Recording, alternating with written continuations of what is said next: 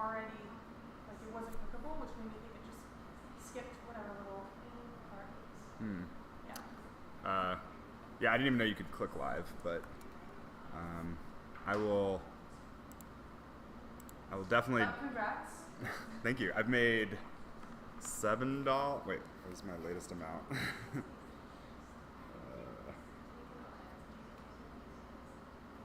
$7.75. So that's a couple subway rides right there. Yeah. Okay. So copy.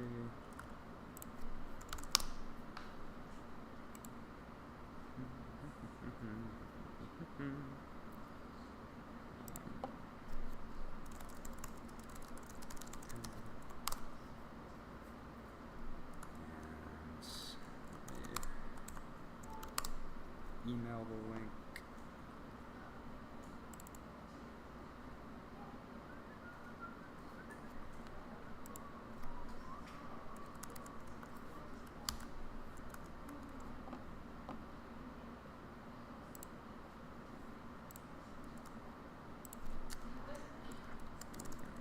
One at telos.haus session 8 live stream.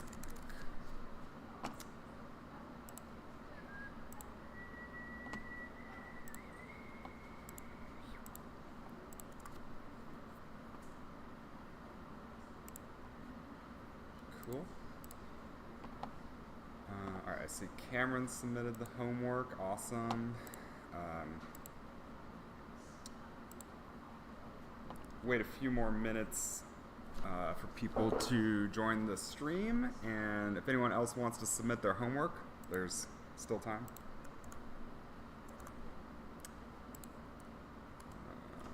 Turn my desktop on.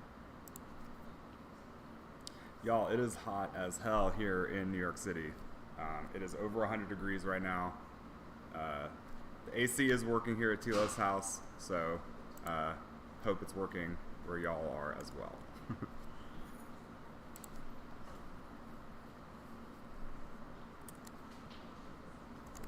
EDM friends.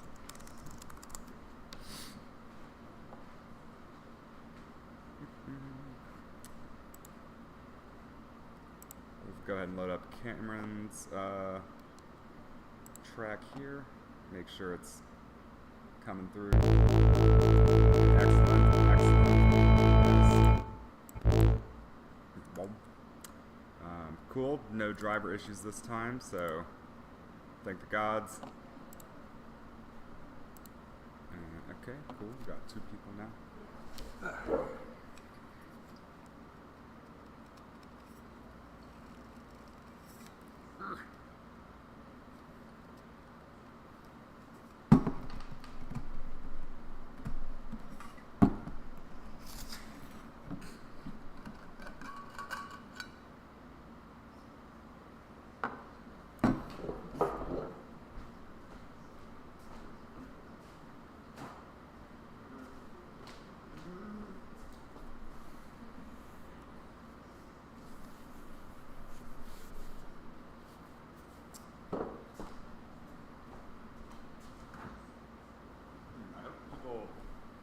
Remember that we have class today.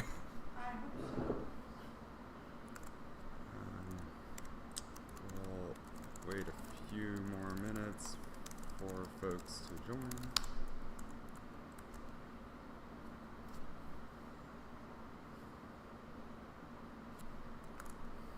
And I'll try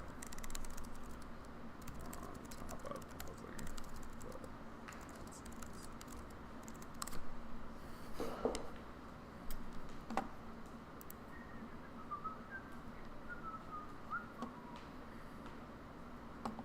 especially because we're going to be doing some, we're going to be covering some topics that some folks requested, so hopefully they can be here today to see.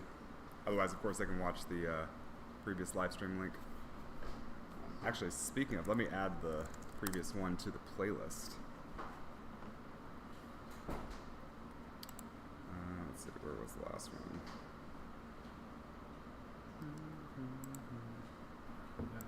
Okay. Always gotta like your own videos, of course. save, add this to go.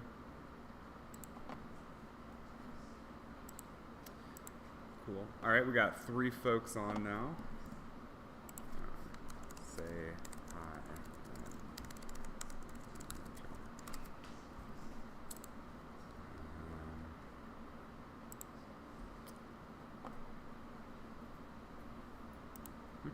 Oh, cool. What's up, Cameron? How's it going? Hey, Antique. Good to hear from y'all. Good to see y'all. Just giving folks, obviously, hey, Chica. Just giving folks 1 or 2 more minutes.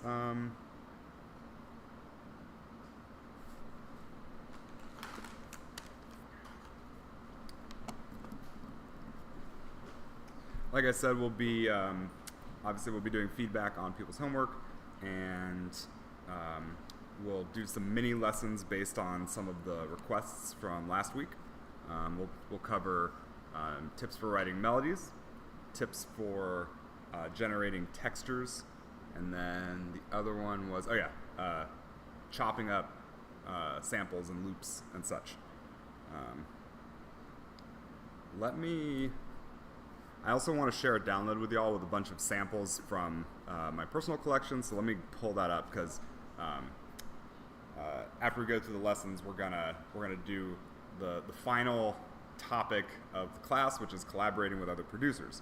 So we're gonna play a game called Exquisite Corpse, but that game is a drawing game, but this one's gonna be a music production game, and I want to make sure y'all have some samples to use for that. So let me look for that file here real quick.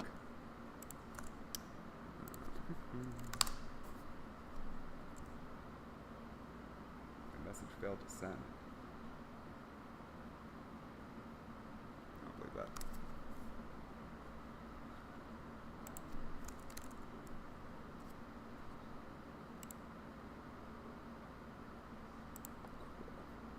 I think this is it. Yeah, this has a bunch. Okay, share, copy link. All right. So I'm gonna drop a link to a zip file on my drive, which has a bunch of samples from my collection. It's not super up to date, but there's like 8.5 gigabytes of material in there. So feel free to download it if you would like a large library of samples to draw from in your own productions. But all right, we're about 10 minutes after, so why don't we go ahead and get started? Folks can continue joining as they arrive. But yeah, welcome to session 8 of EDM 101, the final session. Brings a tear to my eye. I'm so sad to say goodbye to you all, but we'll try to set up a little end of class happy hour so we can everyone based in NYC can meet up. So I got a homework submission from Cameron. Thank you, Cameron. If anyone else wants to drop theirs, still have some time.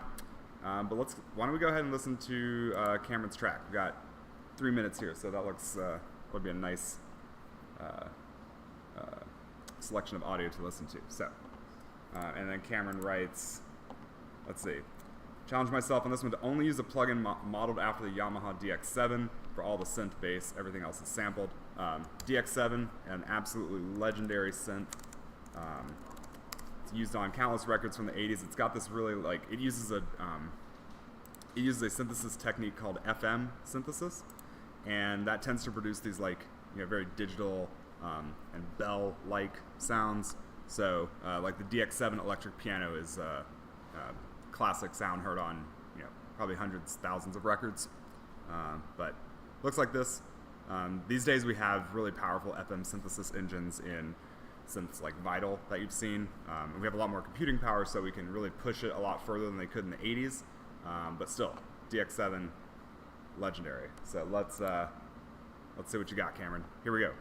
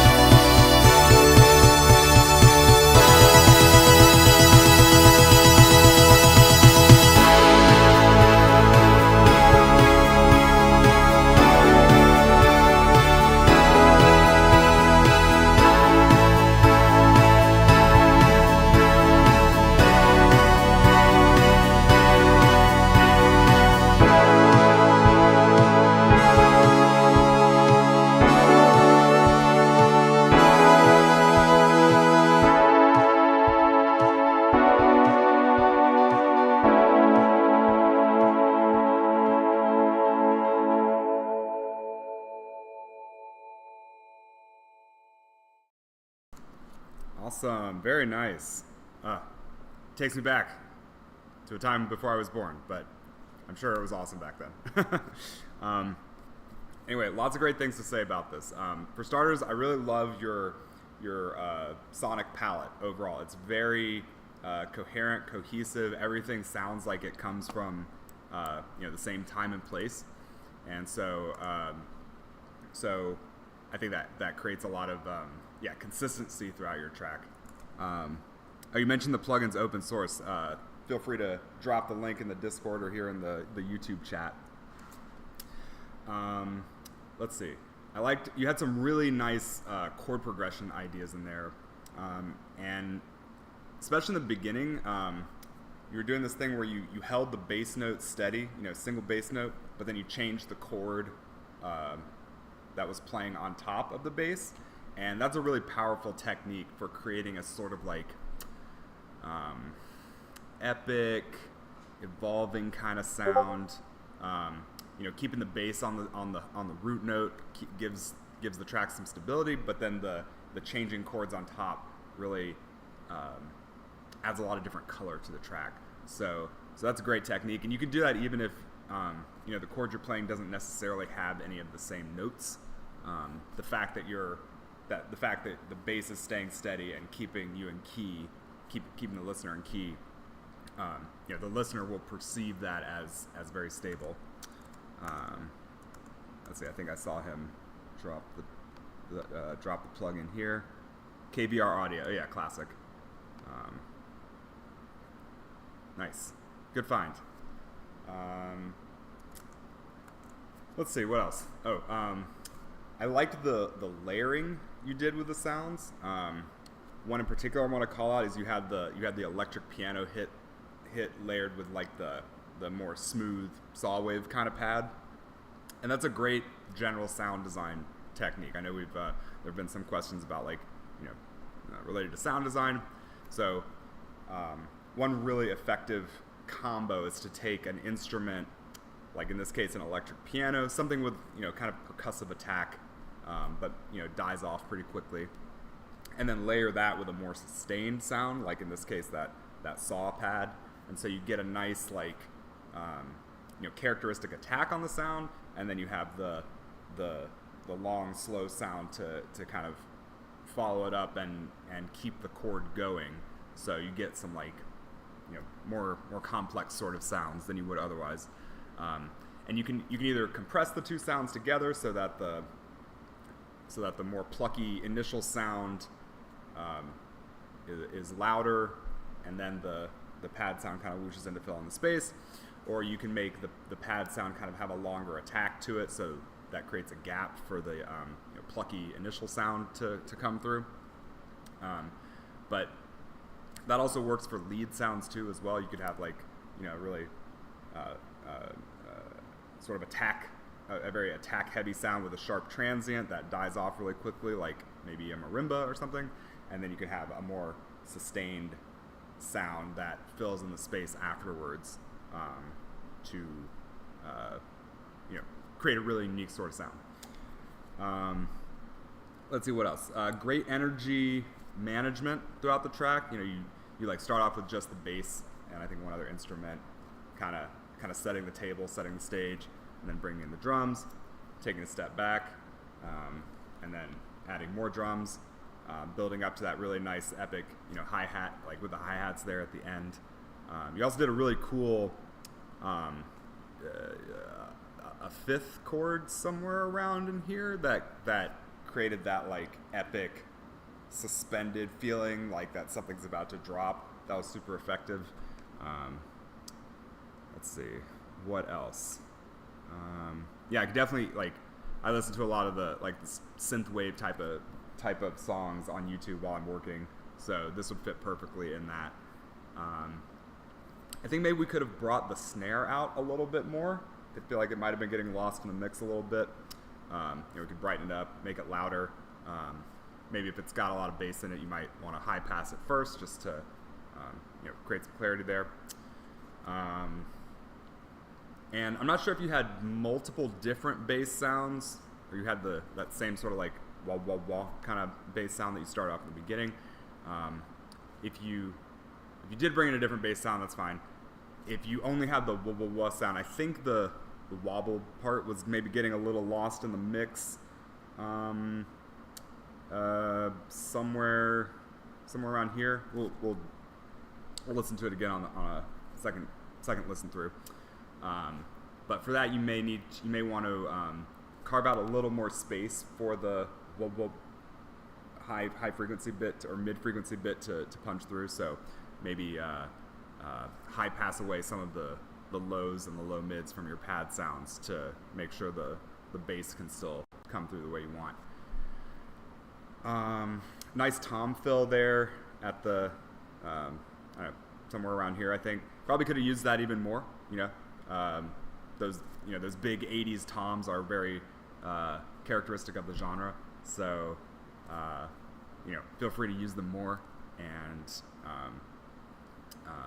I also really liked that bell chime sound you used. That created a lot of magic and was placed really well. Right at the beginning of a new phrase. So it kind of helped establish the beginning and also smooth the transition there. And then saw you had that like snare roll build up here near the end. I guess maybe one thing I was listening for, like I could see this working really well as like maybe the credits sequence or an intro sequence to a movie. I think maybe we could find a way to have a bit of a stronger melody, just so it's a little bit more memorable. Like the overall texture of everything's great. Like the way the sounds are layered and your chords that you're using are excellent. Maybe we could have had a more prominent hook if we wanted to stick out in the listener's mind. Of course, depending on the function of this music in its context, if it's in a movie, maybe we don't want it to have too much of a like main theme that might kind of distract from what else is going on in the film. Let's see, but that wasn't from our channel. But yeah. Oh, let's see. Cameron says same bass the whole time. First verse, I didn't have it hitting 8 notes. Oh, okay, gotcha. Okay, so it's probably going like wah and then sustaining for a long time. It feels like it just keeps rising, not enough of a reprieve. We'll talk a little bit about melody writing in one of the mini lessons today. And to answer your previous question, you would sidechain the pluck to the pad so that the pad volume dips when the pluck comes in, and that can make sure that the clarity of the pluck is coming through. But then you have like a consistent volume for the rest of the sound. If that makes sense. Why don't we give it another listen? Since we have some time here.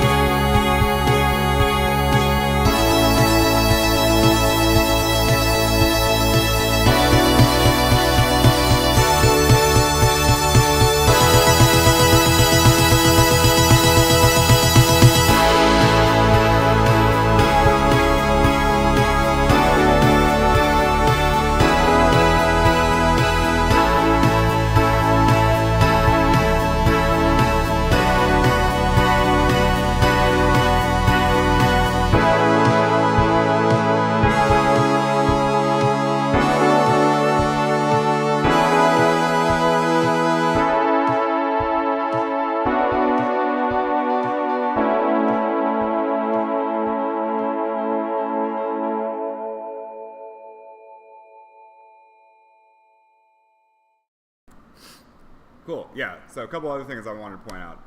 At the very beginning, I love that kind of high bell texture pad thing you have on top. I think that helps add some really characteristic texture and context to the song. So when we talk a little bit about textures here in a bit, we'll touch on other ways you can play around with that idea. So that was really nice. I liked your snare fills where you had the volume. You had like 3 hits or so, and the volume of them increased a little bit over time. That sounded really natural and organic. Good stuff there. Let's see. One thing you could, if you're looking for a little bit more diversity in the percussion, you could try adding some claps, like clap fills or some clap hits that are off the 1, 2, 3, 4. That could be a nice percussive sound. I like that ride cymbal, I think, that you brought in, I think around here-ish. That sounded really sparkly, which matched nicely with the rest of the piece. Near the end, I like how you added more intensity, more energy with that really kind of high lead sound. I think that would stack nicely on top of whatever main melody you might come up with. This time while I was listening to it, I was kind of like singing some nonsense lyrics along with a melody to it. So, one way you can come up with melodic ideas on your own, if you feel like you have a natural sort of singing voice, is to sing over your own track, and then you can extract the notes using the convert melody to MIDI option, which I'll show once we get into Ableton. Agreed on Malt, it is a vibe. Let's see. Anything else anyone wants to comment on, or folks have anything else to say? Cameron, have anything else to say? If not, we can move on to. Oh wait, let me pause the ads again. If not, we can move on to the lessons for today.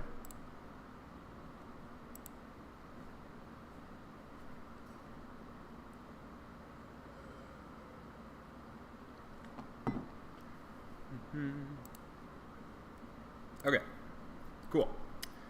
All right, so I've prepared a few miniature projects based on some of the things y'all asked, like Onwell especially. We're gonna cover some vocal chopping and some time stretching. We'll cover sound design in the context of creating textures, and then to Cameron's request, we'll talk a bit about melodies. So let's get into it.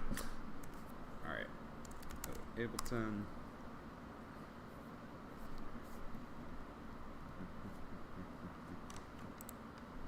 Let me move my face over here.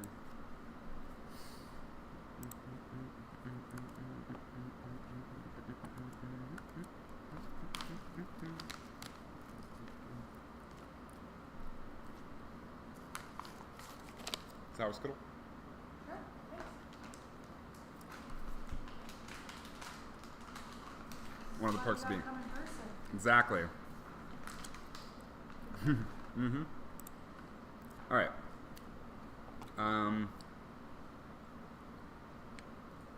Let's start with vocal chops. Okay. So let me send this audio clip to the Discord. If y'all want to follow along.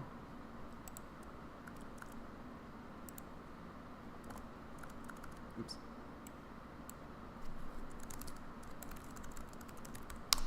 So it's a female vocal, 127 BPM.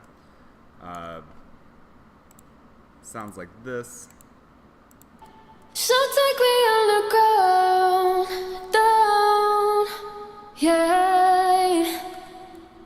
I'm following the sound, down, yeah. Cool. So in this little demo I've prepared, I'm using it.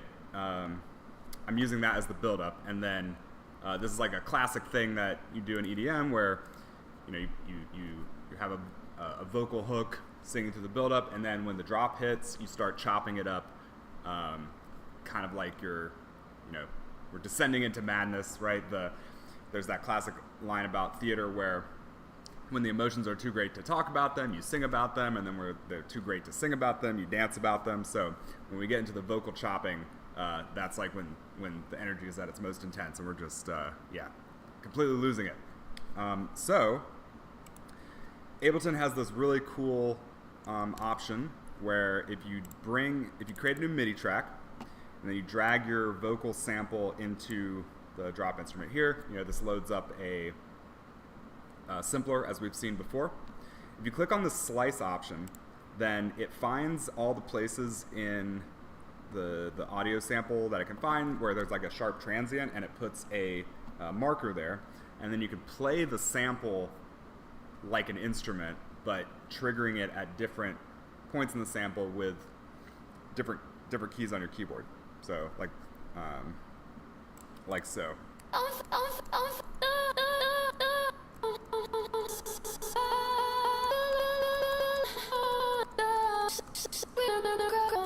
Right? So you can start to see how we can immediately start doing some chopping here. If you want to adjust the sensitivity, so like maybe it's putting too many of these markers in place, you can decrease the sensitivity, and it will only put markers in the stronger transients. Maybe it's like getting a little too aggressive with some of these, like if you know that these two parts of the audio should be part of the same syllable, maybe you want to decrease the sensitivity. And then also too, if maybe this is more for drum loops, but if you want to just slice it by time rather than transient, you can select this slice by beat mode. Same kind of thing happens where you get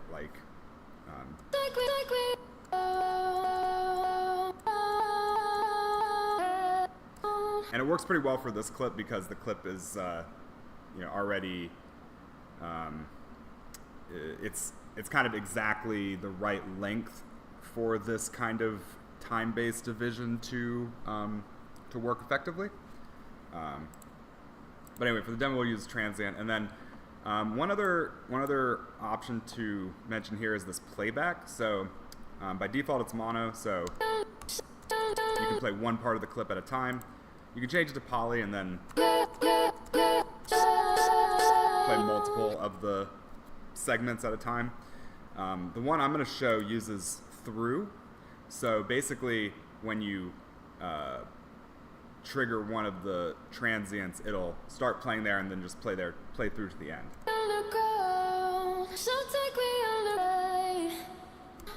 Right.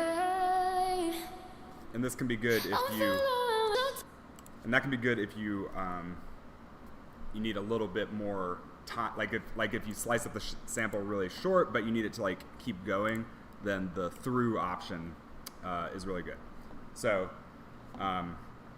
so here I've done the same thing, or I loaded my sample into Simpler, and I sliced it by transient, and then I have playback set to through, and then I made a little MIDI melody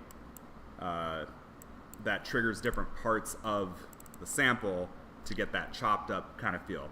And then from a songwriting perspective, I intersperse it with the hook, which is Take Me Underground. And I use that as this sort of turnaround every 4 measures, and that helps kind of glue the drop together. I don't have a ton of production here, but let me just play that through so y'all can hear what the full thing sounds like with the build up and everything. So take me underground, down, yeah. I'm following the sound, down, yeah. So take me underground,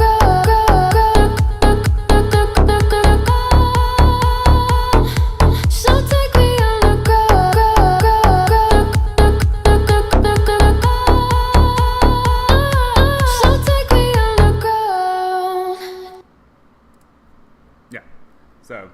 see how that works. And this is a lot faster and kind of more intuitive than like going into the clip itself and like cutting out little slices here and there and trying to assemble things manually. You can do it that way. It'll just take longer, and the nice thing about creating a little MIDI instrument out of the sample is you can play around with it. There's no problem with like having to know what key you need to be in, because you're just triggering samples that are all you're triggering segments that are all from the original sample, which should be in the key that you want, in this case F sharp minor. And so you can kind of like experiment, play around with it, and happen upon some really nice effects by playing around with it. So that's like one way to do vocal chopping. Feel free to ask any follow-up questions if you want. But yeah, basic idea is take your sample and then load it into Simpler, and then turn on slice mode. So, in fact, let's look at an example where we do that with drums. So, load up my other sample here. So here I have this this drum loop. It's at 174 beats per minute. Sounds like this. Or let me play it at the original tempo.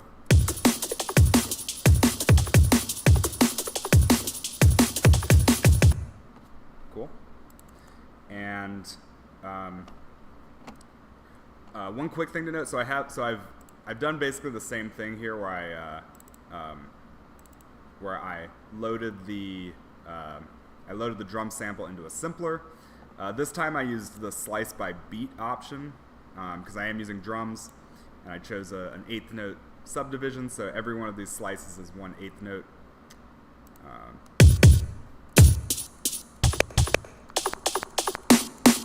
So now I can make up my own drum beats, basically using these as samples. So that's what I did. Sounds like this.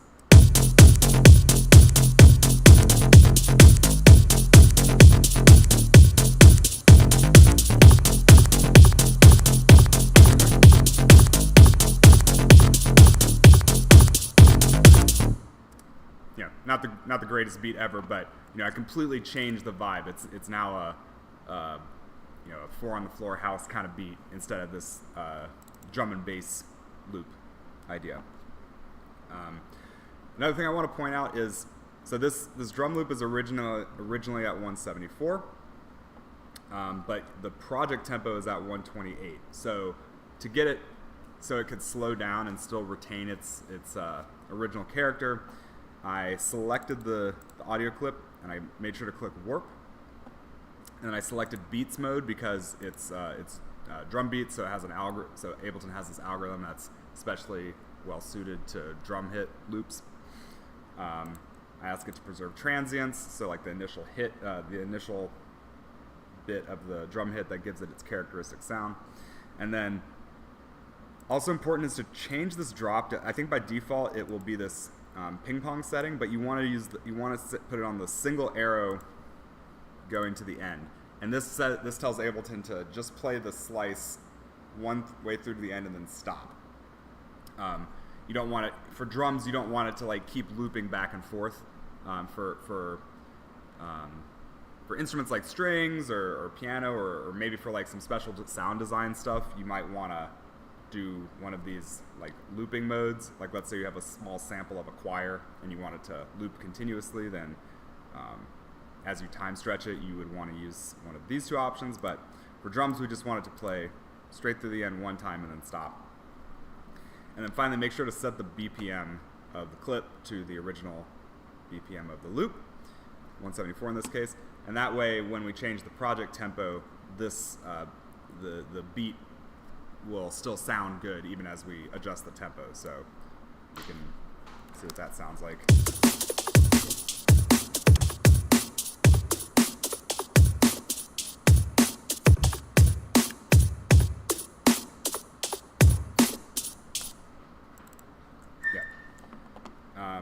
There's other warping algorithms I like Complex a lot. I think it's only available in the higher versions of Ableton, but these are just different algorithms for time stretching the audio, and sometimes you can get some really creative effects out of them too, like using the tones or textures options. So if you're trying to get some like crazy psychedelic sounds, I would try playing around with those two.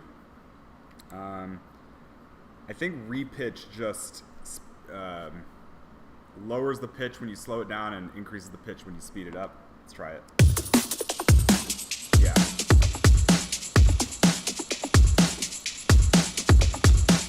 So if you want that kind of like slowing down a record player kind of sound, you can use this repitch mode. So yeah, but for drum beats, I would use beats. Maybe another one to point out is, another way you can do this is you can right-click on your drum loop audio, and you can say slice to new MIDI track, and I'll slice it per eighth note, so it's like the same as the other MIDI clip.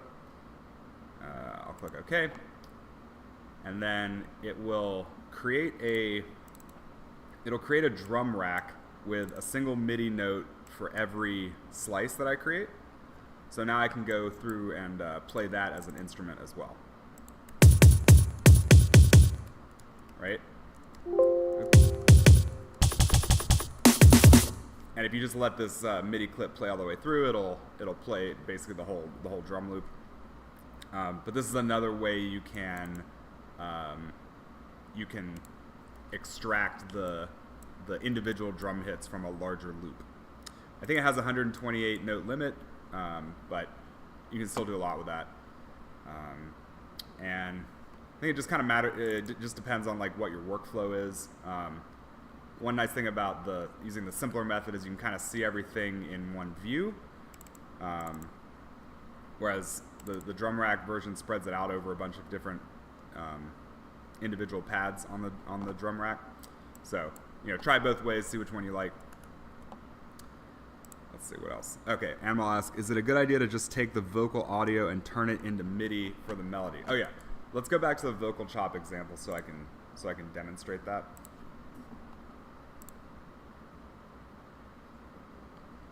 All right, so let's say we have this vocal clip here. So if we select it and then right-click and say convert melody to new MIDI track, Ableton's going to try to figure out what all the notes are in this, and then it's going to put it onto a new MIDI track. So let's see how it did. Doesn't always get it perfect, but.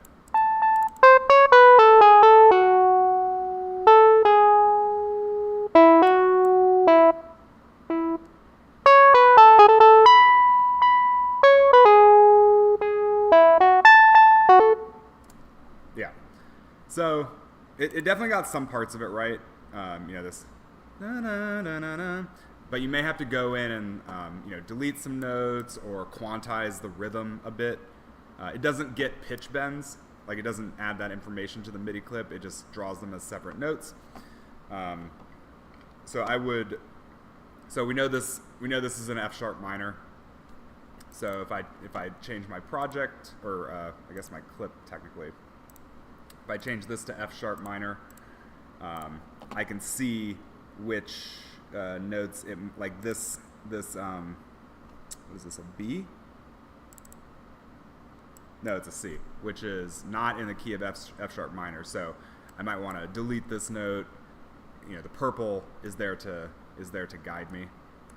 How do I can never remember how to zoom out once I've zoomed in on this, but in any case, you can also have a highlight scale so you can really see where all the notes in the scale are. So you can go back and clean up the audio. But this at least gives you a starting point, like especially if you're having trouble figuring out what the notes are.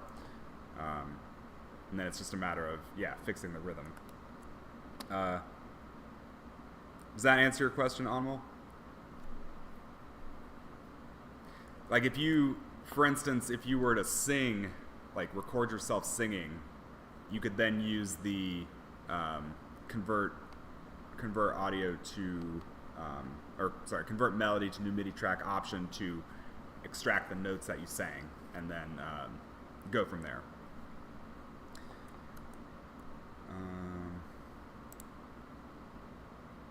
Cool. Oh, I realized I should have added the, I should have pasted in the drum loop that we were chopping up. So let me do that.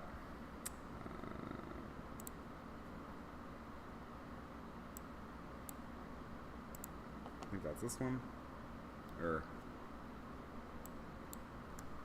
drum and bass full drum loop 5. That's this one. Okay, this one. All right, so this was the drum loop audio sample. Yeah, thanks. I feel like whenever I convert it, it's usually pretty off. Yeah. Not sure. I guess one thing you could do is, I think you can quantize the audio first. So if I go here and I say warp, and then I select it all and I said Control U to quantize everything. So that might help a little bit. It also might I mean, well, if you're going to convert it to MIDI anyway, it doesn't matter as much if you quantize it, but you know, afterwards it sounds like this. So take me on the ground, down, yeah. I'm following the sound. And then if we convert that to a new MIDI track,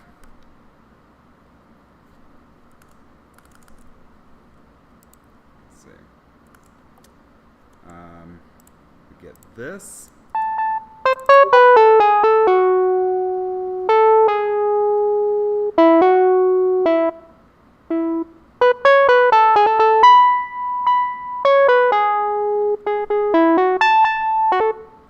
Yeah, I don't know how much that really helped, but you know, maybe Ableton will improve the algorithm over time. This is, you know, also a good opportunity to practice some ear training. So if you have a sample that you want to convert to like some MIDI notes, you can you know, load up a synth on a channel and then like, you know, try to figure out the notes by listening to the clip and then playing the notes. So you can do it that way as well. You know, I think the algorithms will get better over time, but we can at least nudge ourselves in the right direction. Actually, I think there might be a way to get it to automatically slide the notes onto the desired scale. I mean, you can always put a pitch effect afterwards. So if I say convert melody to new MIDI track, and then I get the pitch effect out. This is a MIDI effect that's built in, and I'll put that at the beginning. Wait, sorry, not pitch effect. I want the scale effect. So if I put the scale effect at the beginning, and then I switch it in this case to F sharp minor, then it'll automatically, like these notes that aren't in F sharp minor, it'll move to it'll play a note that's in the scale. So there we go.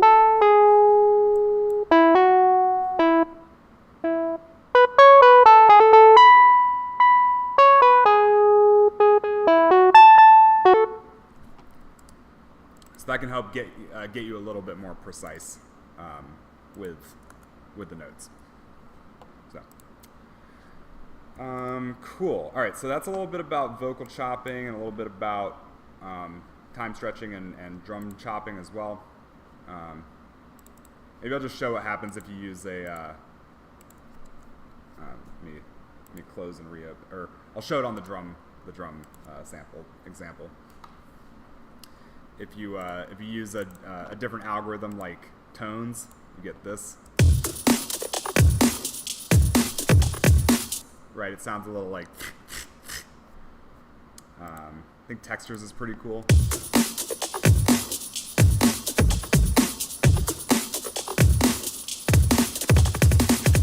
yeah, so you can get some really like trippy kind of sound effects from trying different modes. But if you want like a normal sound, then use this beats mode. Cool. All right, next let's talk about textures.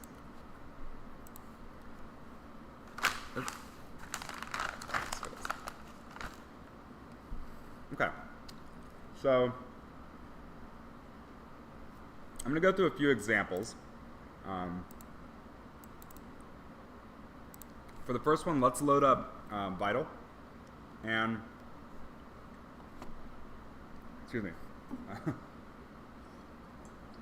let's load up Vital, and I'm gonna recreate this sound that I made. This is, let's see, texture 01. So we've talked about using white noise or other kinds of noise along with some effects to create texture. So start with white noise, which sounds like this. It sounds like this, right? And then you can add stuff like chorus, delay, flanger, phaser, reverb. The main idea behind textures is that they're not really the focal point of your song. They're kind of like pads in that they're kind of like in the background. They help establish the context that the rest of your other elements are dancing within, let's say. So you kind of want the texture sounds to be somewhat static, but with a sort of evolving, swirling movement to them. And so you can use a lot of these effects to kind of create that motion, and it won't sound too over the top because it's going to be way in the background. But so you can always like turn up the reverb more on textures to push it further into the background. Probably don't want the mix knob at like 100% for some of these because it's going to sound it's going to start being too chaotic, and then it's going to be distracting from the rest of your track. But right now it sounds like this. Like a jet engine taking off, but maybe we just want to, a little bit goes a long way here. So we'll bring down the mix knobs. So if this is like, pretty soft in the mix, it will add a little bit of texture to your sound, but not be overpowering. So I wouldn't play it this loud in my track. I'd probably keep it a bit quieter, and then you may also want to EQ it a bit. You don't necessarily want a ton of high frequencies in your pad because it'll cut through the mix a bit too much, and you don't want to waste any of your bass headroom with excessive like sub bass frequencies. So I would high pass and low pass your texture sounds, something like that.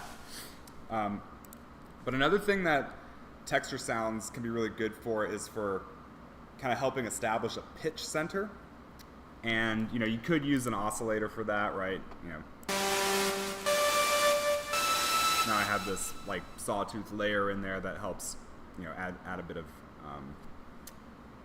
pitch to it. So it's like, let's say my song's in the key of G, maybe I would have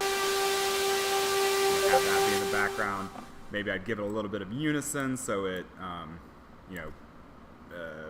has a detuning kind of sound to give it a little bit more motion. That's probably a bit too much. Maybe something like. Anyway, but another really cool effect you can do with this filter, if you push the resonance really high, you get this effect that's called self-oscillation. So basically, you're emphasizing the cutoff frequency so much that you start to be able to hear the filter. So it's like with it off, you get this, but if I crank the resonance all the way up, sorry, you can hear this more if I switch to a band pass mode, so slide this over. Oh, sorry, I gotta actually put it through the filter. Okay, there we go, all right.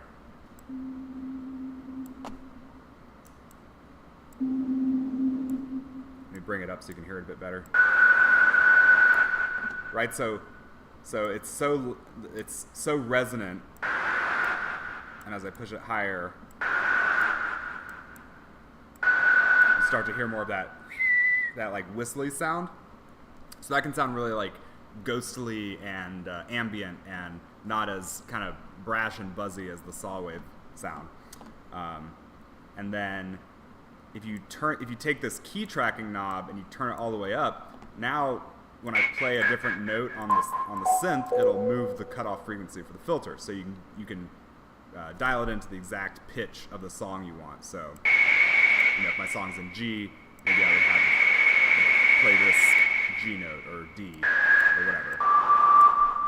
Okay, and this kind of gives you both the texture of the white noise, but it gives you a little bit of a pitch center, and then you can put some distortion on it at the beginning to bring out a little bit more of that tone if you want. It can really make it scream. And then you can always add back in a little bit of that saw wave to give it, or whatever waveform you want to give it some more further texture, and it'll the oscillator of course will be the same pitch as the filter because we have this key tracking turned on. So that's one tip, or one kind of sound design strategy you can use to get some cool kind of science fiction-y underwater sort of sound. Here's what here's what the demo patch I made sounds like. Oops.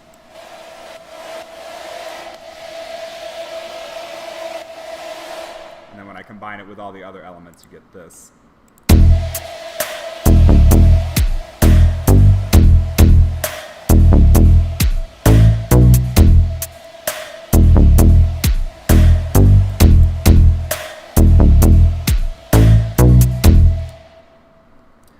And then without it,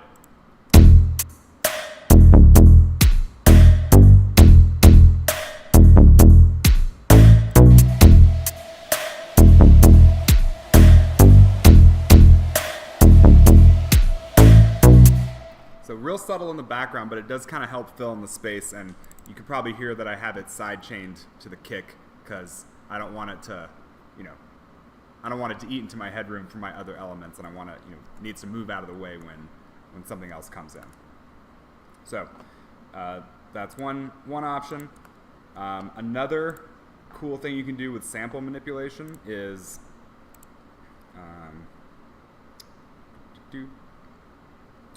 all right, so I've got this this ad-lib shout kind of sound. Sounds like that. Let me, I'll post it in the Discord.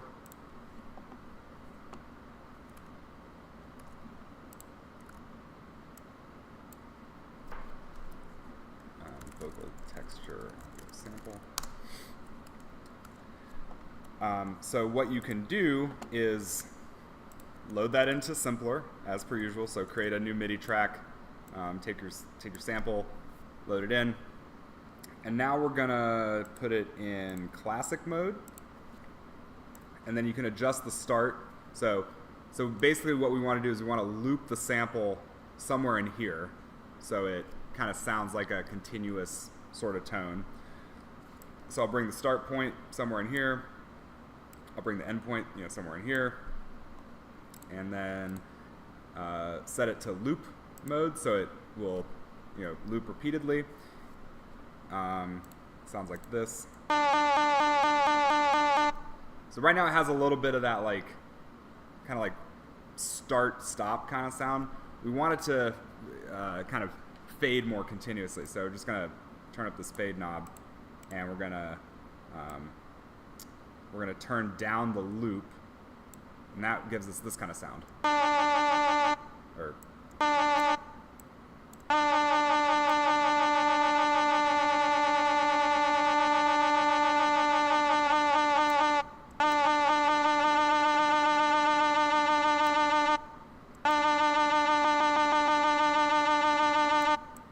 I think the more important thing is to make sure to have we can turn off snapping. Make sure to have the fade up pretty high, so that way it'll crossfade the loop, the sample into itself. Maybe put it further back here.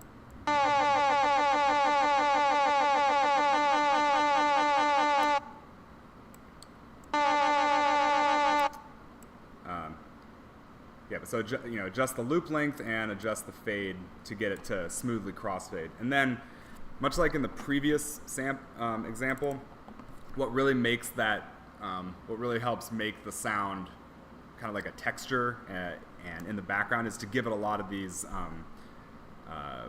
time-based effects. So I put a delay on it, I put a reverb on it, and I made it 100% wet, so it's extremely washy and in the background.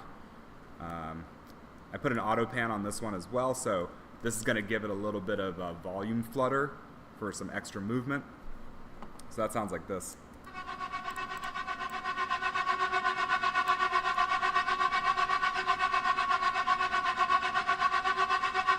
I think I even auto-tuned this one a little bit so it would basically stay on the same pitch better.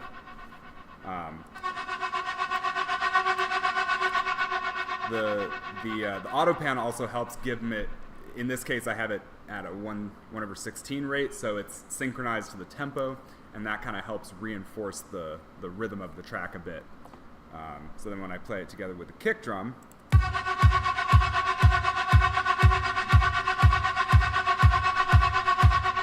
right, that could be the start of a track, right?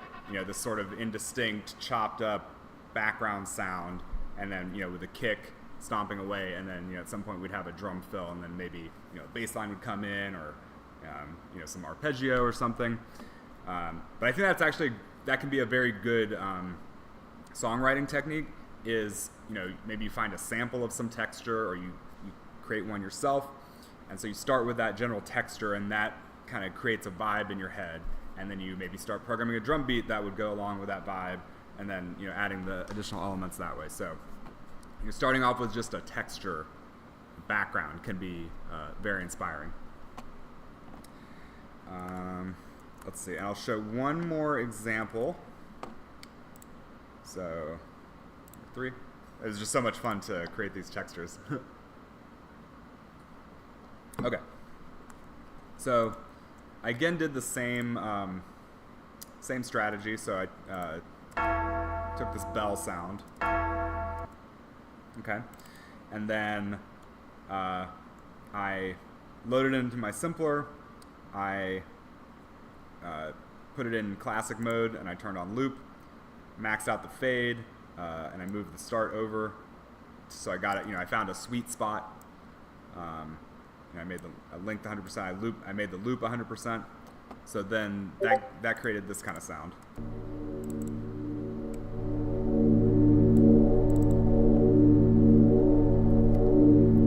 Right, very haunting and mysterious. Let's see, I just heard a different channel.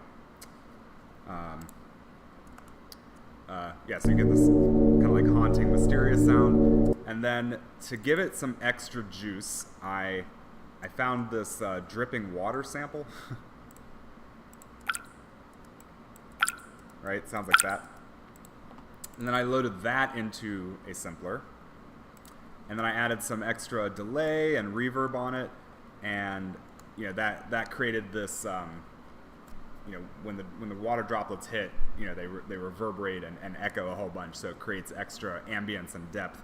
And because I can play it at different pitches, I get different sort of dripping water sounds. So by itself.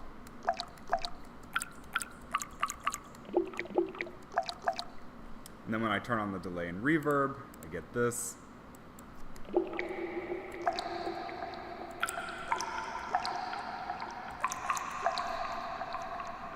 And now I can play that along with my this tubular bell texture that I created, and it creates a really haunting sort of environment.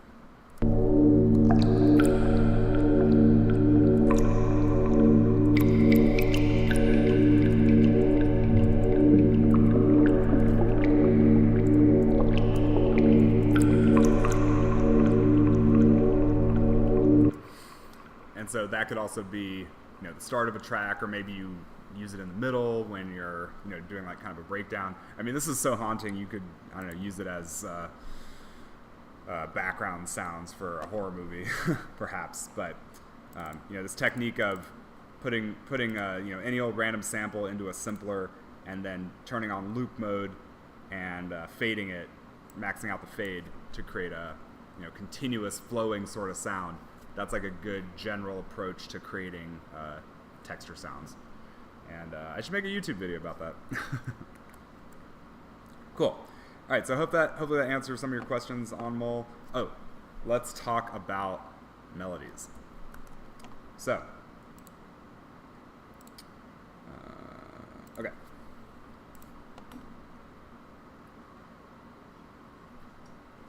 Okay, so, we've talked about singing, recording yourself singing and then using the convert melody to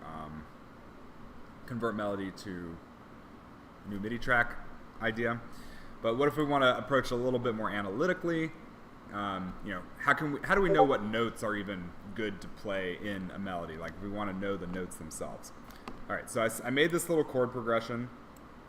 It's let's see, it's in G minor, so it goes G minor, F major, B flat major, D minor, 4-chord progression. Sounds like this.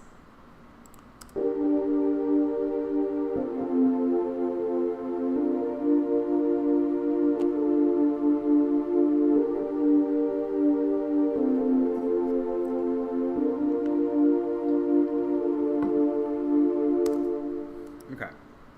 And then I'm not playing any notes that are super outside of, or that are outside the scale at all. We're in the key of G minor here.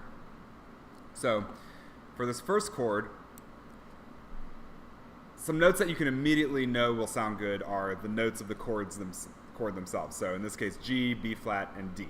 So when I'm playing over that chord, I can play any of those 3 notes. And then to a lesser extent, you can also play the second and fourth notes within that chord. So let's say, I did an inversion here, but let's say I have G, B flat, and D. I can also play this A note, right, the second. I can also play the C note, the fourth, and those are going to sound more suspended. Like you probably don't want to end on that note unless you want your melody to sound a little bit unresolved. But they can be really good notes to stay on if you want to build up some tension. So, like here, in this melody that I've created, I play B flat, and then I go to A for a second, and then the chord changes, and I'm going to play some more notes. So, if you're looking for some notes to choose, start on any one of the 3 notes in the chord, and then when you get to the subsequent chords, you can play any of the 3 notes in those chords, or the second and fourth notes. So for this F major chord, I could play F, A, or C, or I can play this B flat note here or this G note, and those tend to sound good. Now, in all honesty, you can play any note you want over the chords, but in terms of like giving you some simple rules of thumb you can follow, I would stick to those 5 options for each chord. Keep you safe. And then another thing to, there's also rhythm and then intervals. So maybe you can see here on the melody, I have a lot of what's called stepwise motion, where I'm only moving 1 scale degree in between the notes. So I either go up a half step or a whole step, to the next note. So if you keep your melodies if you keep the notes in your melodies relatively close together, it'll create like a smoother flowing sort of sound. But occasionally you want to create larger jumps to create some more like drama or excitement. But you probably rule of thumb, probably like 80 or 90% of your melodic motion should be, half step or a whole step, maybe a third. And then maybe 10 or 20% of your melodic intervals can be larger jumps. Again, staying in the same key. But that'll kind of help. It's harder for a vocalist to make a larger jump between 2 notes and stay on key, stay in tune rather. So the simpler kind of stepwise motion can help. it's easier for the vocalist, and it's probably easier for your an untrained person to sing. But the larger leaps can create like a sense of drama or excitement. And then rhythmically speaking, my main tip there is that you want to kind of repeat certain rhythmic fragments to create some consistency in your melody if you want it to stick in people's heads. So you can see here I've got like 2 eighth notes, regardless of what the exact notes are. I have 2 eighth notes here at the end of measure 1, 2 eighth notes at the end of measure 3, 2 eighth notes at the end of 5, 2 eighth notes at the end of 7. So I have this kind of dada rhythmic pattern that shows up in a few places regularly. So that can help create a sense of consistency if you reuse the same rhythmic motifs as you craft your melody. So let me play the melody together with the chords so you can just hear what I'm talking about.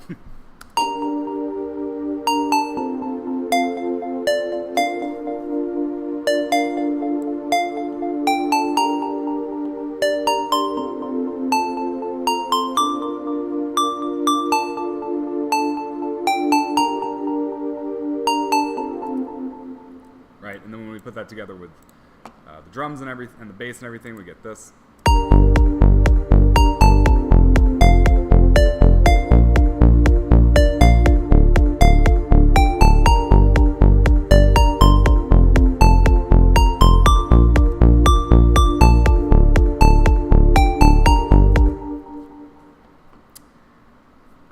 Yeah, so hopefully that gives you some ideas of like what notes you can choose, and then how to use rhythms to keep things to create a sense of consistency with the melody, and then favoring mostly stepwise motion and occasionally using these larger leaps to create more excitement. You'll notice here for this one I go from D to B flat, and those are both notes in the B flat major chord. So again, just using notes in the chord. But it's not like, if I was using an arpeggiator, you'd get like pretty much the same rhythm between the notes for the whole way through. So the difference between an arpeggio and a melody is that the rhythm is a bit more broken up. And you can also use, stick with 16th notes or 8th notes if you want to keep things simple. And also, writing melodies is, at least for me, there's some degree of like intuition to it, and just I've listened to so many melodies and transcribed so many melodies that I develop my own melodic sensibility about what sounds good in a rhythmic line or in a melodic line. So one thing you can do is think of like pop songs that have really standout melodies that you really love, and then try to transcribe those and see what they look like on, well, not on paper, but in the computer, and then that way you'll gradually internalize that sensibility about what a melody with a really strong hook sounds like. Let's see. Anmal asks, is there ever a time when it's okay to play notes off key, or times where it would still sound good? One note that you can use in a song that's in a minor key is you can use the sharp 4 or the flatted 5, same note. This is like in a blues scale. Sounds like this. Or if I'm in G minor. So that note isn't in the scale, but it sounds bluesy. So if I wanted to make like a soulful bluesy type of melody, I would use that note. Let's see, where would be a good example?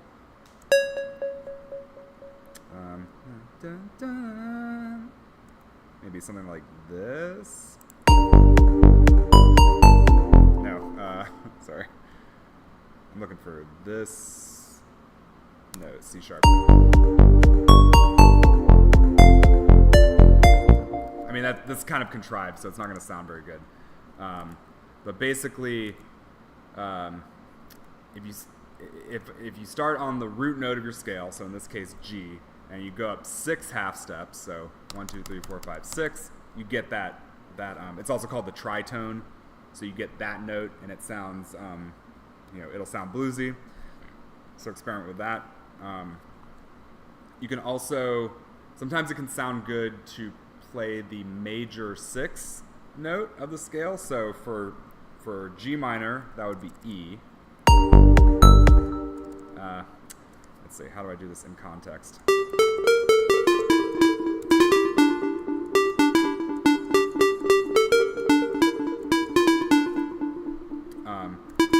So that note is, if you start on the root of your scale and you go up 1, 2, 3, 4, 5, 6, 7, 8, 9, then you get to this major 6 note in a minor scale. That can kind of give a sort of open sound to your melody. That can sound nice. If you're trying to get like a really aggressive sound, you can also, and you're in a minor key, you can go up a single half step from the root note, so from G to G sharp, let's say.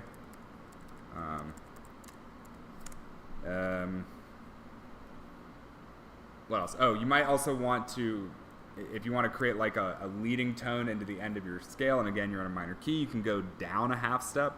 So there's a scale called the harmonic minor, where instead of playing the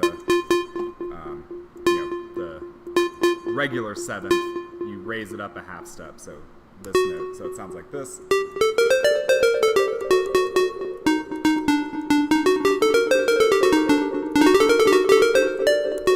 So that note isn't in the scale per se, but if you switch this to harmonic minor, you'll get that F sharp note, or the sharp 7th here in the G minor scale, and that can be good for those kind of like Middle Eastern sort of sounds.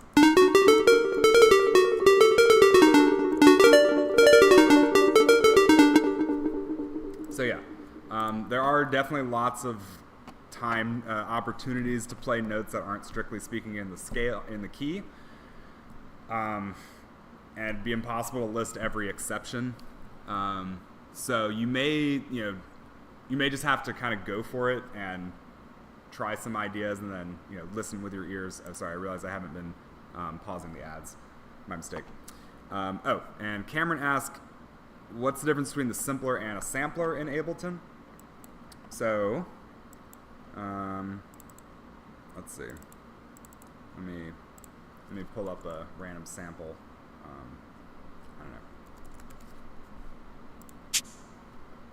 don't know. Yeah, if I load a random sample into, by default it'll load up a simpler. You can right click and say simpler to sampler. Basically the sampler gives you a lot more controls, so you can have you can map multiple samples to different zones of the keyboard. So maybe you want like especially if you're playing a live show on a MIDI keyboard, maybe you want like the lower half of your keyboard to be a bass sound and the upper half to be a piano, and then you can like play piano and bass on the same keyboard. It gives you I think you can you can also if you want to make a more realistic instrument, you can have one sample that plays when the notes are played very softly, and then another sample when the notes are played very loud. Because like with a piano, let's say, if you strike the note really hard, you'll get a brighter tone out of the note. Whereas if you strike it very softly, it'll be kind of more muffled and muted. And so to create a more realistic sound, you want to sample your actual piano at a very soft impact and a harder impact. And then you can use those two samples and like crossfade between them. So the sampler lets you do that. So basically gives you a lot more control over what notes are played when, under what conditions. I don't tend to use it that much, but I think like if I pull up one of the built-in grand pianos, this one, I think it'll probably be a sampler. Let's see.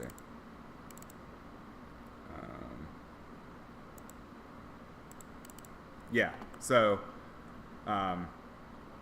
this grand piano that comes with Ableton, you can see it's got different samples. Like this one is fortissimo, forte, mezzo forte, piano. So they've sampled the note at like different physical impact amounts. And then they combine it all in one instrument, so it should sound more realistic than just taking one sample and stretching it all over the place. Yeah, so hopefully that made sense.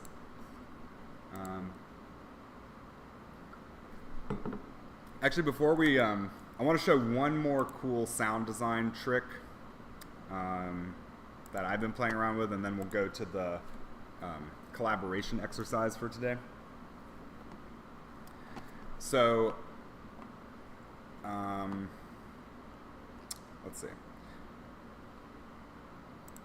So, I sampled myself going wah wah wah. Sounds like this. Wow wow wow wow wow wow wow wow wow wow. Okay, and I can use that to control any parameter I want with an Ableton. I can use the volume of me going wah wah to control a parameter. So the way you do that is you use this effect called an envelope follower. And basically what this does is it looks at the amplitude, the volume of an audio signal, and then it turns that into a control that you can map to some other effect. So in my case, I mapped it on, if I turn this off and I click the map button, I can map it onto the frequency of this filter. And so now whenever, and of course I use the side chain, so I have the audio coming from my recording. And so now whenever I go wah wah, it will make this filter go up and down, and I put it on this bass sound, so I'll end up getting this kind of like whoa whoa whoa sort of wompy bass sound. Sounds like this.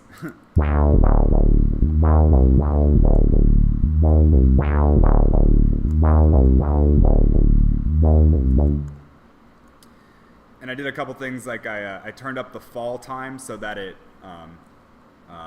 doesn't like track the audio signal so carefully. It gives a smoother sort of motion to the signal.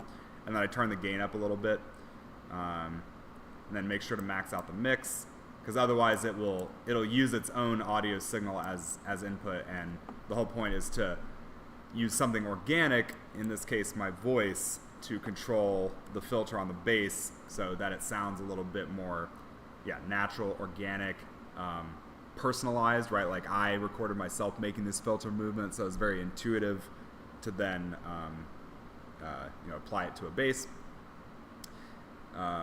So with the bass, that sounds like this.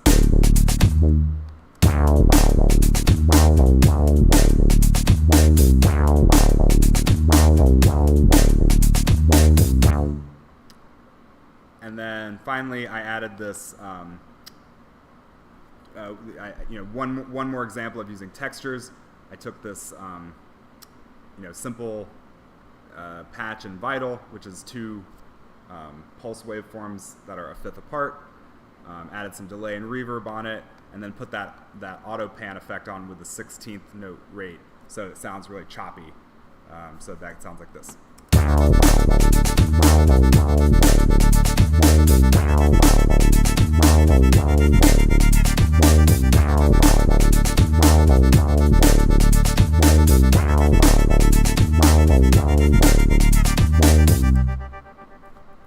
Yeah, so try playing around with that envelope follower effect, with whatever audio samples you have, and you can use it to get some really cool, natural sounding filter modulations on other sounds. So that's another sound design technique you can use. Cool. All right, let's talk about, so we've learned everything there is to know about writing songs and producing EDM on our own. So let's add in the final piece, the thing that makes it, takes it to the next level, and that's a social element. So producing music with your friends, or someone that you meet at a networking event, or with some other artistic collaborator person. So create a new project, and I believe we touched on this before, but there's basically two ways to set it up so that you can collaborate on a project together. The most robust is you can share the Ableton project itself with another person. So what you'd want to do there is let's say, well, I'll just pull up one of my examples. Let's say this melody demo. So let's say I want to share this project with one of my collaborators. So first I would go to File, and I would say Collect All and Save. So what this does is it takes all the audio samples that you use in your track, and then it will bring them all into the same folder where your project is. So if you're pulling samples from like all over your hard drive, this will make sure they're all in one place. So so first step is File, Collect All, and Save. You click OK, and then the next thing you do is File, Save Live Set As, or you can just File Save, and then finally you would go to where your project is, and then you'll create a new zip file, or using whatever zip archiver software you have on your computer. I have WinRAR on mine, so I would select all the files in the folder where my project is. Maybe unselect all the ALS project files from other projects that I don't want to share, and then I would just drag them into the zip archive. And now I can send this zip file to my collaborator. They'll unzip it, and then they can load up my project and then continue building on it from there. There are a couple downsides to this approach. Well, first of all, the upside is that this is the only way to preserve everything about your project. What synths you use, what effects you use, the individual MIDI notes, etc. This is the only way to preserve everything. The challenge is that for your collaborator to open the project, you need to have all the same synths. So my collaborator would need to have Vital installed. They would need to have the same or a higher version of Ableton as me. So this EQ8 effect wouldn't work for them if they don't have I guess Ableton standard or higher. And then if they have a higher version of Ableton than you, and they make some edits and they try to send it back, you might not be able to open the project because you won't have a high enough version of Ableton to do so. So that's kind of one of the downsides of this. Like you can only work with other people who have Ableton. Furthermore, so if you want to work with a friend who has Logic or Fruity Loops or whatever, this is not going to work. And another issue I learned of recently is if you're on, let's say, Windows and your friend is on Mac and they're using the audio unit version of these plugins, you won't be able to use them on your Windows computer because audio unit is a Mac only thing. So what you'd want to make sure to do is only use VST or VST3 effects if you're going to collaborate with another person who's not on the same operating system as you. And then you may consider only using third-party effects, because I can't get EQ8 if I don't have Ableton standard, I guess. But if there was like some other EQ plugin that you had, maybe I could get that one instead and use it. So that's one approach. The other, more foolproof but not as high fidelity option is, I think we have talked about this once, but what you would do is you would instead of File, Save As and all that, you'd go File, Export Audio Video, and then in this rendered track, you would instead say all individual track. Instead of saying rendered track main, select all individual tracks. So this is going to produce what are called stems. A stem is like a single track for one instrument in your overall production, your overall composition.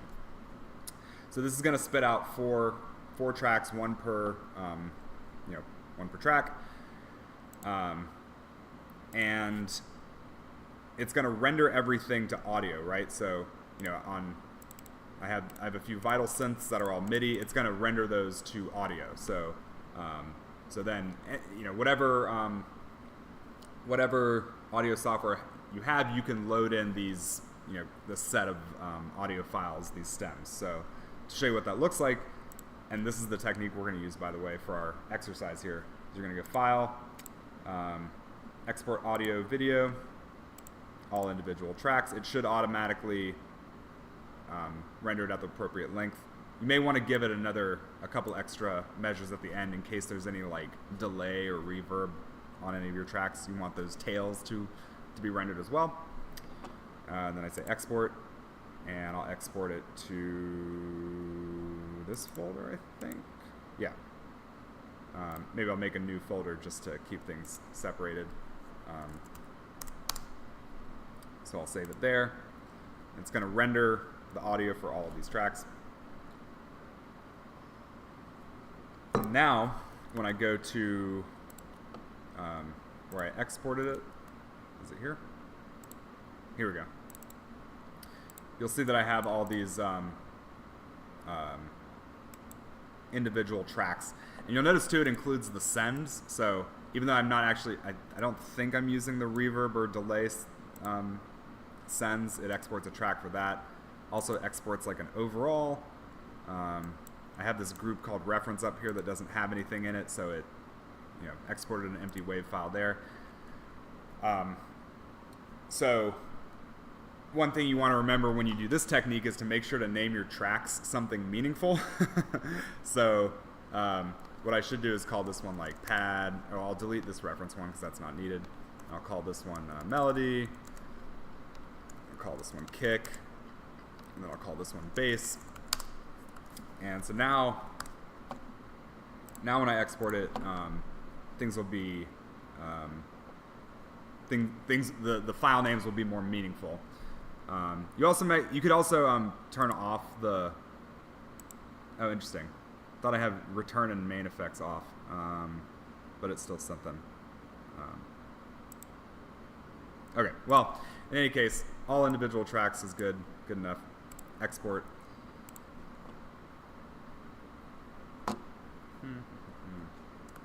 Cool. And now when I give this to my collaborator, they'll see bass, kick, melody, pad, and they'll know what those are doing. All right, and then so you probably want to zip these up too and send them to your collaborator just to keep the file size down. But now if you want to open those, you'll create a new project. Let me get back down to just a single audio track.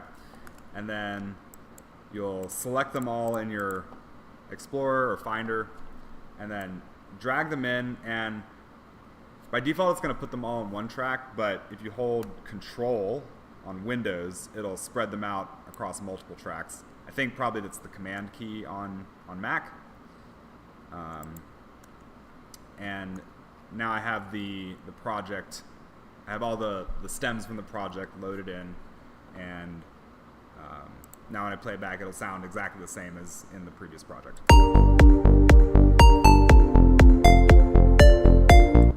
Yeah. Does this just mean like if someone sends you this, Mm-hmm. and they're all now audio files, what used to be MIDI like clips, Mm-hmm. in order to like make any adjustments to what they did, you kind of just have to slice up the audio file? Yeah, exactly. So that's one of the downsides of this approach, is that the MIDI information will get lost. So it's just audio now. So either you need to Symphony effects and stuff? well, it'll print the effects. So like my lead sound has all the reverb and delay on it. But you couldn't like adjust that. Right, you can't adjust any parameters after the fact. So So I think, so workflow wise, you'd want to probably save a lot of that till the end. Like, don't add, because once you add reverb and delay, you can't undo it, and those are pretty kind of spacious effects. They'll, they tend to take up a lot of space in the mix. So usually you would do everything really dry until you've basically gotten the whole composition down together, and then maybe do another session where you add in effects, and then do a final kind of mix down and mastering session. But yeah, so this is universal. This will work with Ableton Logic, Fruity Loops, etc. But you will lose a lot of information in the process. So you got to be really confident when you do the export that you have it in a state that you like. I don't think you could. I mean, you could also you can share the individual MIDI clips, but it won't. I don't think you can export the. Oh, there is export MIDI clips. So let's say if I go back to the melody demo. So I have this MIDI clip select. Actually, let me. Interesting. Okay, so I've got both MIDI clips selected. If I say, oh, maybe you can only do one at a time. Okay, so I can say export MIDI clip. All right, so if you did have a melody in MIDI format that you liked, you could export that, send it to them, and then share the preset from Vital, let's say, and then they can load that into Vital, or if they have Serum, whatever.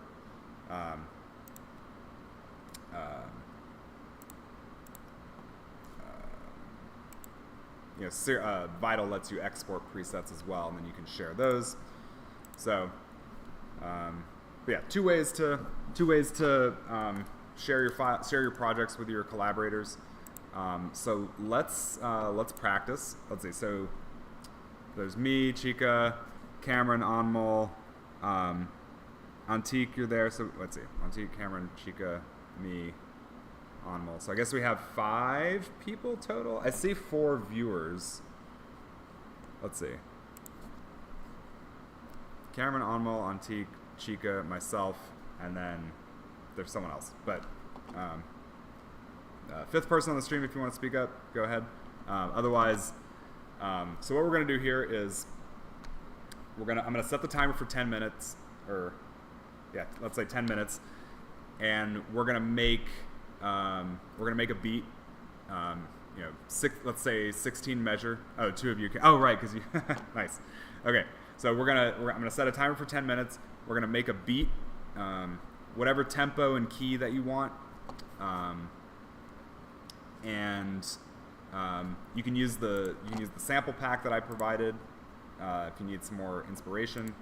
And then when the timer goes off, we're gonna share our stems. So we're gonna do the file export as individual tracks. We're gonna share our stems with each other, and then we'll pass that over to the next person, who will then do another 10 minutes, let's say, and then we'll export them all, and at the end we'll listen to what everyone has made together. And this game is a variation on Exquisite Corpse,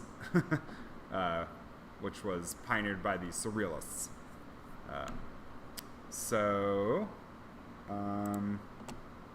Yeah. So I'm going to set the timer for 10 minutes and make a beat. It could be 8 or 16 measures long.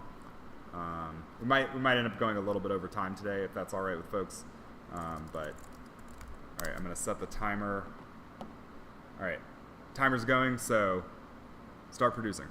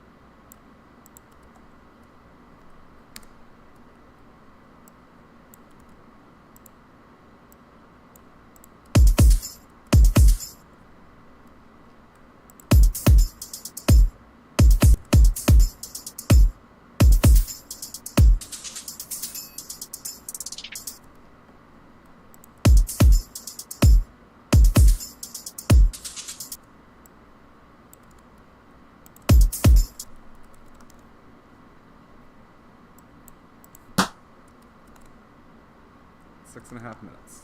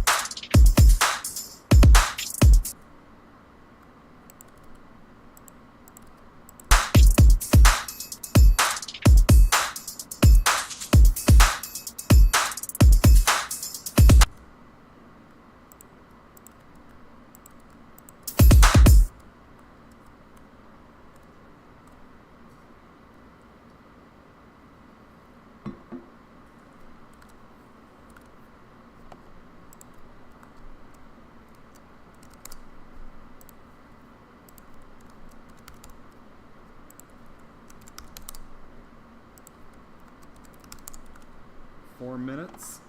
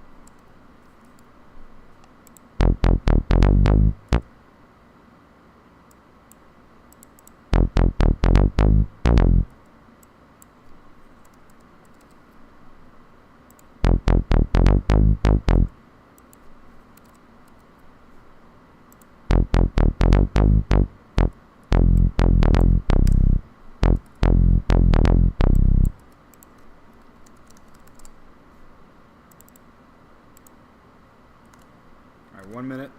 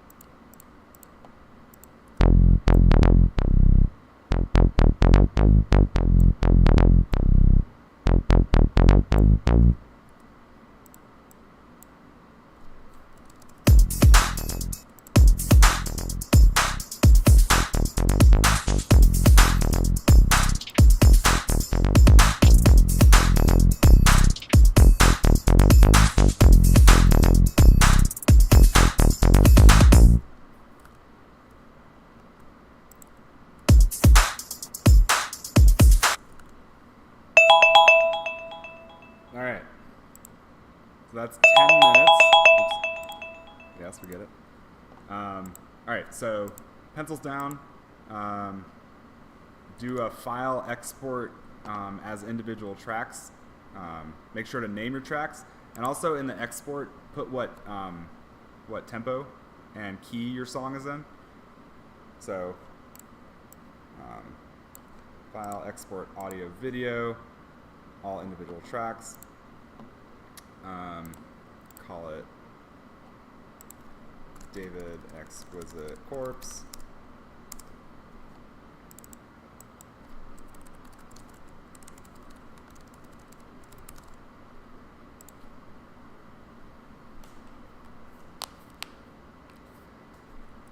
Okay, and then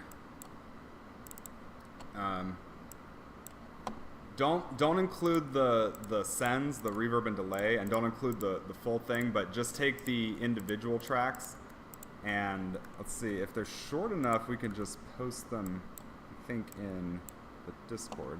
Let's see. David's stems. You know where, I know this is probably different than my computer, but I don't know where it went once I clicked this. Let's see. You can go back to Ableton. File, export audio, and then when you click export, what happens? Okay, so It's in there. yeah. All right, so I think the files should be small enough that you can just paste them directly into the Discord. We don't need to upload them to Drive or anything like that. But now we're gonna take, I'll assign the pairings to mix it up. So for round 2, we'll do, let's see, David to, let's say, Onmol. We'll say Onmol to Cameron, and then Cameron to Antique, and then Antique to Chica, and then I think that's everyone. Oh, and Chica to David. So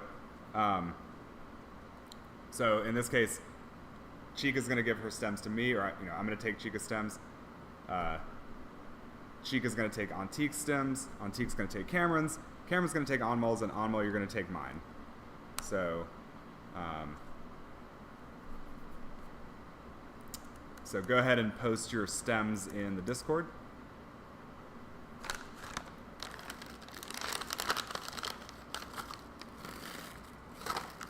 Oh, not zipped, just all of them. You can zip them if you want. You don't necessarily need to.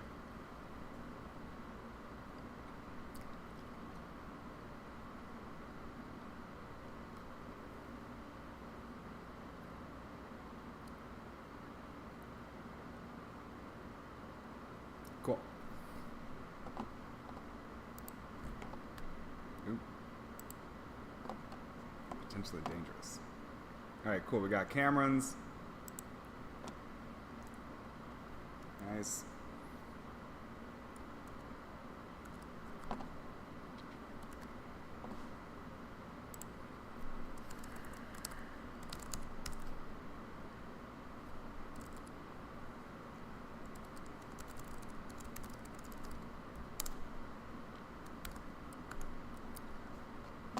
All right, Onmol, Antique. They're the ones that are all AIF. Oh, you don't want the .asd files. Just the .aif is what you want.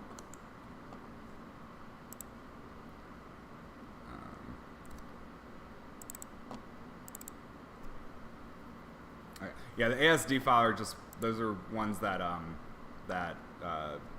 Ableton creates, but just the .aif files is enough. Antique, are you participating? Feel free to speak up if you are. If not, I will just redo the pairings without you.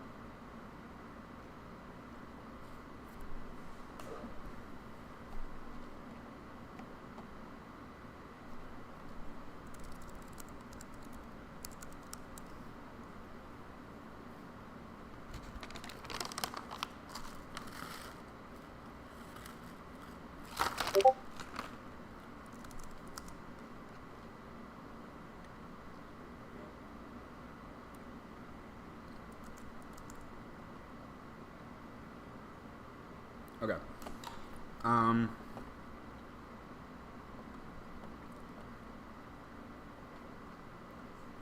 right, not hearing anything from Antique, so I'm just going to take him out of the rota. So instead, we'll do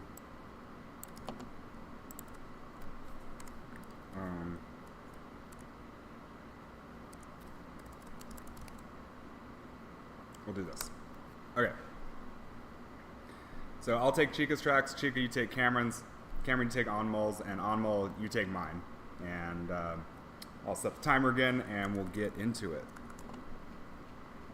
So what are we doing with them? Oh yeah. So take the stems of your partner, create a new Ableton project, and load the stems in, and then I'll set the timer, and we'll spend another 10 minutes either extending their beat or adding more details to it. Basically building on it like if you were putting together a track.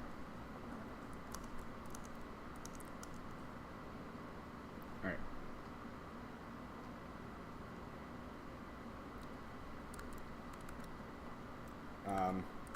Everyone let me know when they've loaded their partner's stems into Ableton, and I'll start the timer.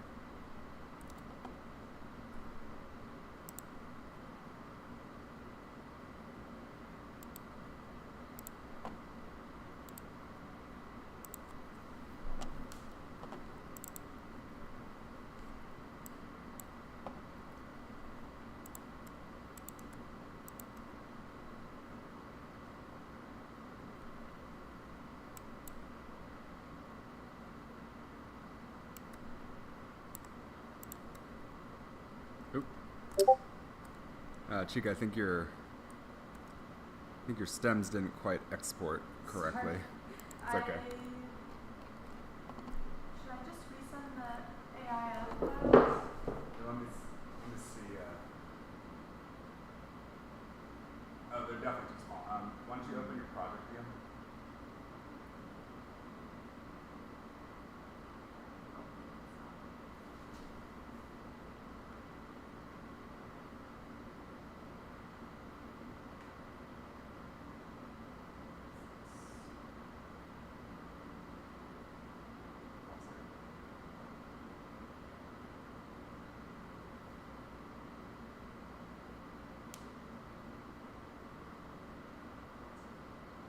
I almost just pressed it. Okay. So when you did, you could also just make sure you select 17 through 21. Now. Oh. Does it only? I mean, it usually should automatically set the render length, but yeah. Okay, now export and do the same thing.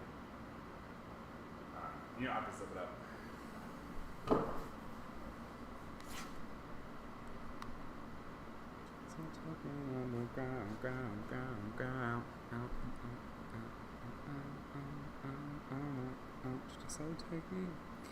I'm not sure I can set the timer for 10 minutes just because I'm going to have to leave, but relatively soon. But maybe we can do 5 minutes.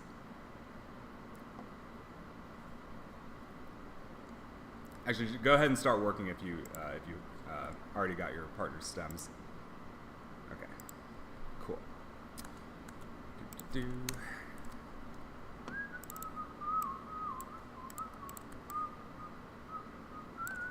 And what was the tempo of that track, Chica?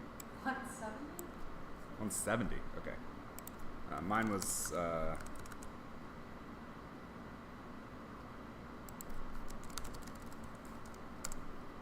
128. Okay.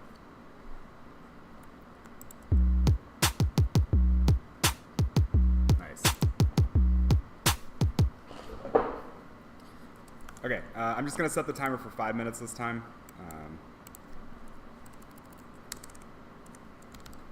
But feel free to get started.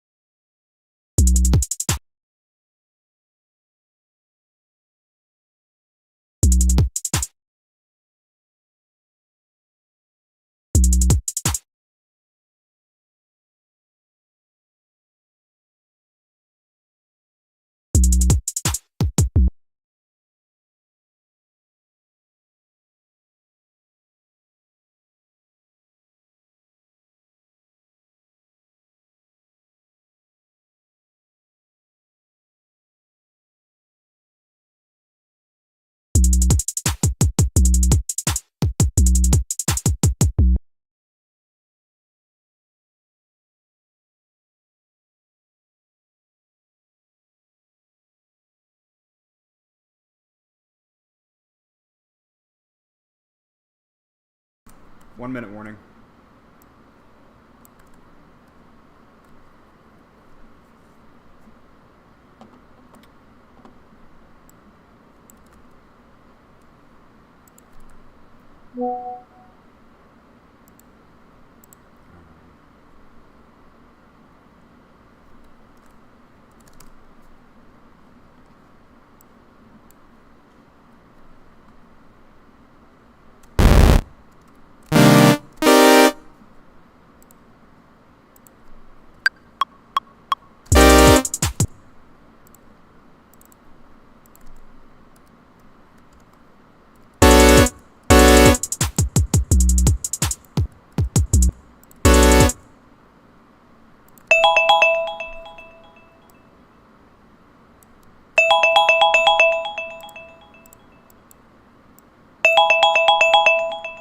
All right.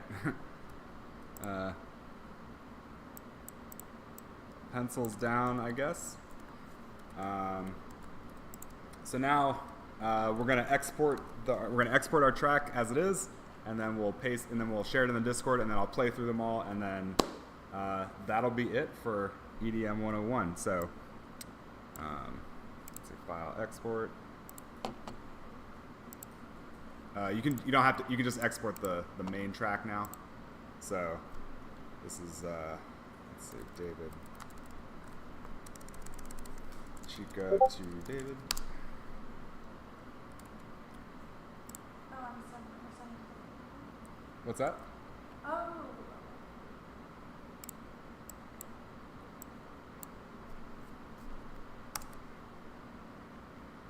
Ah, no worries. I literally just was kind of getting confused trying to do that. Oh, okay. Doing the vocal chopping thing. Yeah. So let's just. Okay. All good. Well, I'll start off by playing mine and Chica's. So here we go.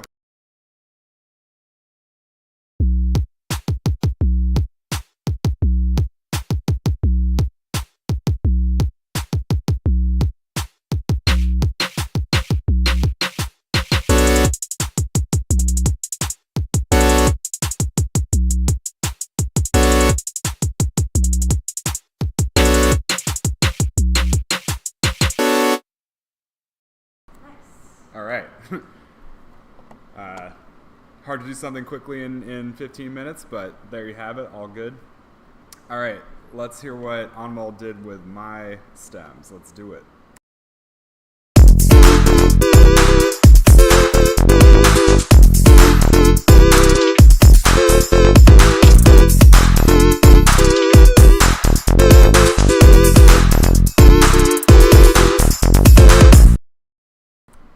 All right, that was pretty nasty, not gonna lie. That was great. I love that. Yeah, that wobbly synth pad you added. I think we had something there. I think we were cooking with that one. Let's see. Cameron, want to drop yours? You got one?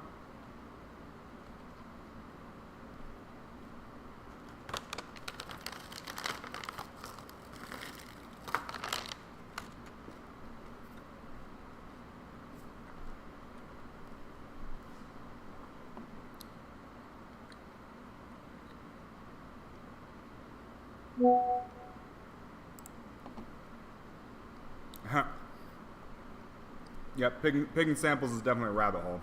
All right, let's hear what we got.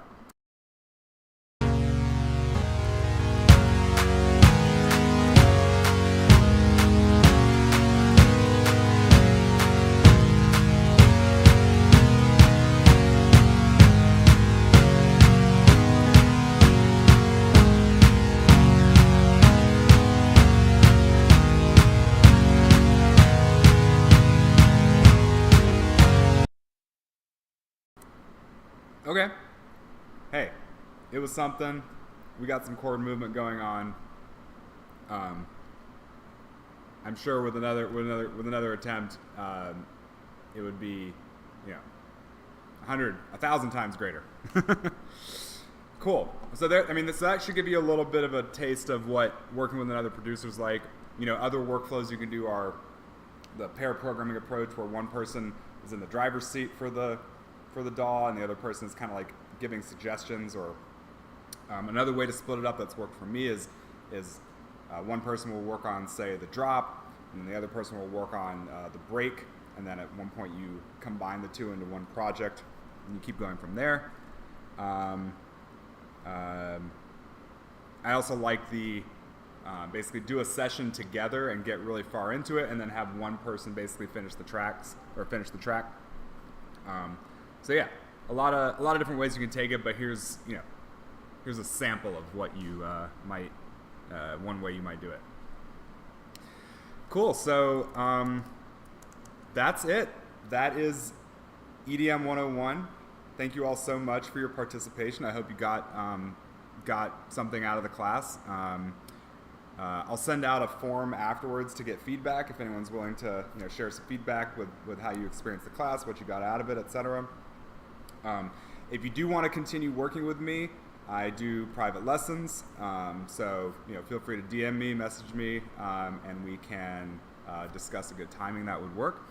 And then I'll schedule, or I'll set up a poll here on the Discord, so maybe we can, for the people who are in NYC, we can find a chance, like meet up at a bar, have a drink, share all the fun times we had together making beats, and yeah, thank you so much for participating in the 5th EDM 101 cohort, I believe. So I had fun. I hope y'all did too. Cool.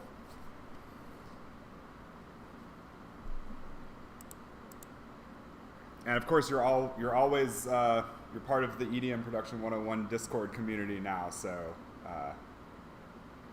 we can stay connected.